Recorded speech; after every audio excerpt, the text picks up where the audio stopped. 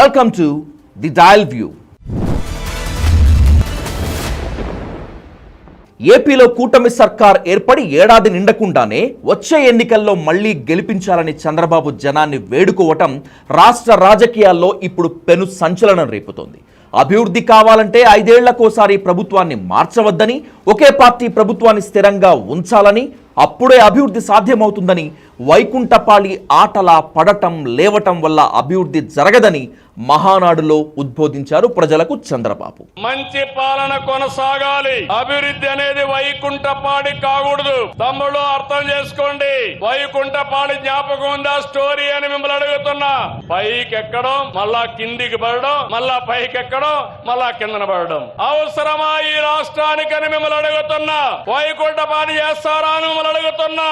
అందుకే మిమ్మల్ని కోరుతున్నా, మంచి పాలనగాని మనం చేసుకుంటూ పోతే వండర్ఫుల్ గా చేయడానికి అవకాశం ఉంటుంది. నిజానికి బాబుగారు చెప్పిన థియరీలో నిజం ఉంది. అంతకు మించి ఆయనలో భయం, అభద్రతాభావం ఒక్కసారిగా బయటపడ్డాయి. పైగా కూటమి సర్కార్ ఏర్పడి ఏడాది నిండకుండానే చంద్రబాబులో ఆ భయం ఎందుకు వచ్చిందో మరి. గుజరాత్లో బీజేపీ పాలనతో పోల్చుకుంటూ అలా వరుసగా 5-6 దఫాలు బీజేపీ అధికారంలోకి రావటం వల్ల అక్కడ స్థిరమైన అభివృద్ధి కొనసాగిందని, ఏపీలో కూడా టీడీపీని అలాగే వరుసగా 6-7 దఫాలు కొనసాగిస్తే గుజరాత్ లాంటి అభివృద్ధి సాధించవచ్చు అని మహానాడులో చెప్పుకొచ్చారు చంద్రబాబు.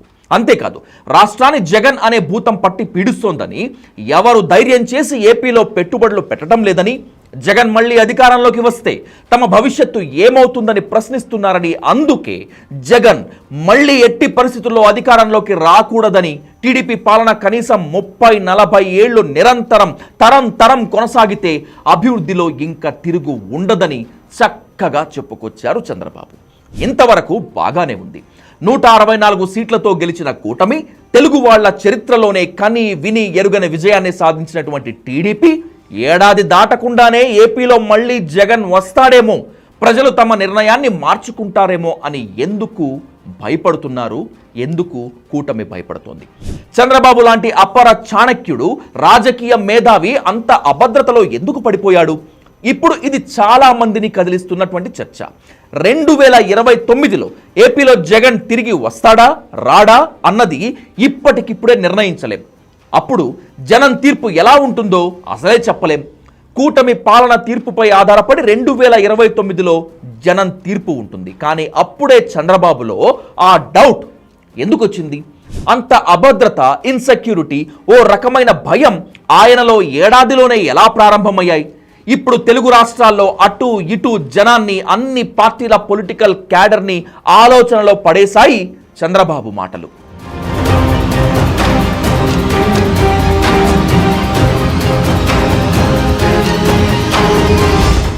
చంద్రబాబు అభద్రతకు ప్రధాన కారణం ఏడాది కూటమి పాలనపై అప్పుడే ప్రజల్లో విరక్తి కలిగించిందా? అంత వ్యతిరేకత వచ్చేసిందా? లేక మటాష్ అయిపోయింది అనుకున్న వైఎస్ఆర్సీపీ పార్టీ మళ్ళీ యాక్టివ్ అయిపోయి రోడ్డు ఎక్కేయటమే దీనికి అసలు కారణమా? ఏది ఏమైనా చంద్రబాబులో అభద్రత మొదలైంది. అందుకే ఆయన మళ్ళీ టీడీపీ కూటమిని గెలిపించాలని ఇప్పటి నుంచే జనాన్ని మచ్చిక చేసుకోవటం మొదలుపెట్టారు. ఎందుకో ఎక్కడో ఆయనకు ఏదో అనుమానం కొడుతోంది, వెంటాడుతోంది. చంద్రబాబు మాటలను అంత తేలికగా తీసి పారేయలేం. ఇవాల్టి రోజుల్లో ఏ ప్రభుత్వాన్ని జనం 5 ఏళ్ల కంటే ఎక్కువ ఉంచడం లేదు. అసలు ఏ పార్టీ అయినా 5 ఏళ్ల పాటు ప్రభుత్వాన్ని నడపడమే చాలా కష్టం. వాళ్ళు ఎంత మేధావులు అయినా, ప్రజా సంక్షేమం పట్ల ఎంత బాధ్యతాయుతంగా వ్యవహరించినా 5 ఏళ్ల పాటు ప్రజల్ని సంతోషపెట్టడం సాధ్యం కావటం లేదు. రెండవది, అలవి కాని హామీలు ఇచ్చి వాటిని అమలు చేయలేక విపరీతమైన సంక్షేమ పథకాలు జనానికి ఇచ్చినా కూడా వాళ్ళని తృప్తిపరచలేక 5 ఏళ్లకే చేతులెత్తేస్తున్నాయి పార్టీలు. రాష్ట్రం విడిపోయిన తర్వాత ఆంధ్రప్రదేశ్లో ఏ ఒక్క పార్టీ 5 ఏళ్ల కంటే ఎక్కువ పరిపాలించలేదు. 2014 నుంచి 19 వరకు టీడీపీ కూటమి, 2019 నుంచి 24 వరకు వైసీపీ, ఇప్పుడు 2024 నుంచి టీడీపీ కూటమి. ఇలా 5 ఏళ్లకొకసారి ప్రభుత్వం మారిపోతుంది. అంతేకాదు, 1983 తర్వాత తెలుగు రాష్ట్రాల్లో ఏ పార్టీ 2 సార్లకు మించి మళ్ళీ అధికారంలోకి రాలేదు. ఈ భయమే చంద్రబాబును ఇప్పుడు వెంటాడుతోంది.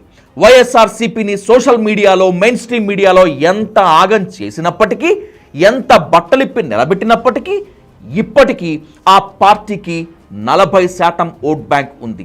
ఎస్సీలు, ఎస్టీలు, మైనార్టీలు, బీసీల్లో ఓ వర్గం రెడ్లు వైసీపీతోనే ఉన్నారు. ఇప్పుడున్న కూటమి సర్కార్పై ఏ మాత్రం ప్రజల్లో వ్యతిరేకత వచ్చి 10% ఓట్లు కనుక వైఎస్ఆర్సీపీకి వెళ్ళిపోతే ఈ సర్కారు పని గోవింద. ఏడాది కాలంగా ఇచ్చిన హామీలను నెరవేర్చకపోగా సర్కారుపై విపరీతమైన అవినీతి ఆరోపణలు వస్తున్నాయి. ముఖ్యంగా ఎమ్మెల్యేలు నియోజకవర్గాల్లో తెగబడి ఇసుక, మట్టి, రేషన్ బియ్యం అమ్ముకోవటం, ఎప్పటిలాగే పగ, ప్రతీకారాలు, కేసులు.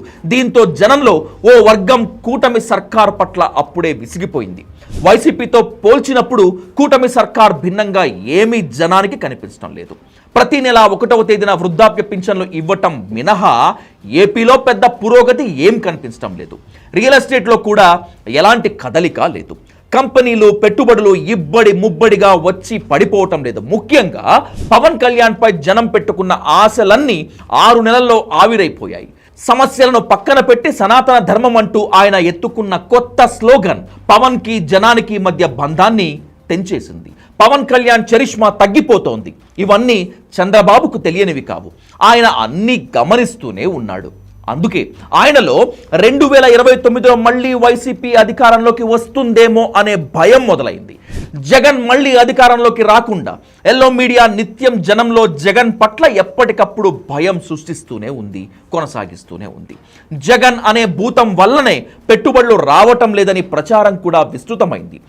ఎన్ని చేసినా 2029లో జగనే వస్తాడనేటువంటి భయం చంద్రబాబును పట్టి పీడిస్తోందట. అందుకే ఆయన ఇప్పటి నుంచి ఒకే పార్టీ అంటే టీడీపీ నిరంతరం అధికారంలో ఉంటేనే అభివృద్ధి సాధ్యమని, వైకుంఠపాళి ఆటలా ప్రతిసారి పడిలేచే పరిస్థితి సృష్టించవద్దని జనానికి విజ్ఞప్తి చేస్తున్నారు. మరి జనం ఆయన మాట వింటారా? విని మరో 5 సార్లు టీడీపీకే పట్టం కడతారా? లేక 2029లో కుర్చీలు మార్చేస్తారా అనేది పొలిటికల్ స్క్రీన్ పైనే మస్ట్ వాచ్.